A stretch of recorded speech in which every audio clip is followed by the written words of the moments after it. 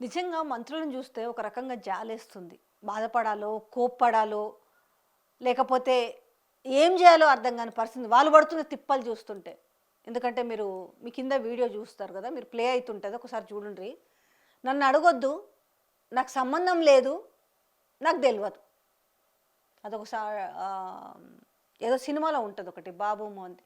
ఏమో, ఎప్పుడు, ఎలా అన్నట్టుగా సేమ్ ఈ ఇరిగేషన్ మినిస్టర్‌ని అడిగిండ్రు.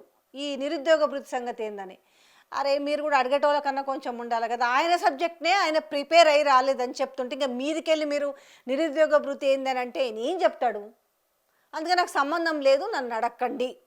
కానీ మళ్ళా ఇదే తెలంగాణలో కొంతమంది మంత్రులు మాత్రం వాళ్ళ క్యాబినెట్‌కి సంబంధం లేకపోయినా కూడా తలదూర్చి మాట్లాడుతుంటారు. కానీ ఇక్కడ ఎప్పుడన్నా మీడియా మిత్రులు అడిగితే మాత్రం ఏమో నాకు తెలవదు. ఏమో, ఎప్పుడు, ఎలా అన్నట్టుగా ఉంది.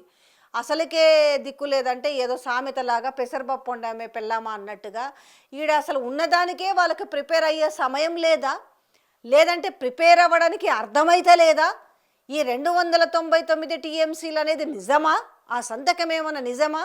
దీని గురించి మరి చాలా గట్టిగా ప్రిపేర్ కావాలి. ఎందుకంటే అసలే గతంలో అంటే చెల్లిపోయింది. కానీ ఇప్పుడు అధికారంలో ఉన్నారు కదా! ఇలాంటి నేపథ్యంలో ఆయన పోయి మీరు కళ్యాణ లక్ష్మి బంగారం ఎప్పుడు ఇస్తారు? లేదంటే మహిళలకు 2500 రూపాయలు ఎప్పుడు ఇస్తారు? నిరుద్యోగ భృతి ఎప్పుడు ఇస్తారంటే ఏం సమాధానం చెప్తారు? ఇవాళ జూపల్లి కృష్ణారావు కూడా మాట్లాడుతున్నాడు మంత్రి. సరే ఆయనది పాలమూరు జిల్లా కాబట్టి కానీ ఆయన కూడా దీని గురించి మాట్లాడుతూ ప్రాజెక్టుల గురించి తమ్మిడిహట్టి కాడ ఎందుకు కట్టలేదు, పాలమూరు రంగారెడ్డి ఎందుకు 90% నిన్న మాజీ ముఖ్యమంత్రి వర్యులు చెప్పిర్రు. 90% పూర్తయింది. ఈ 2 సంవత్సరాలలో ఆ 10% పూర్తి చేయలేరు. తట్టెడు మట్టి కూడా ఎందుకు ఎత్తలేదన్న దానికి ప్రెస్ మీట్లో సమాధానం లేదు.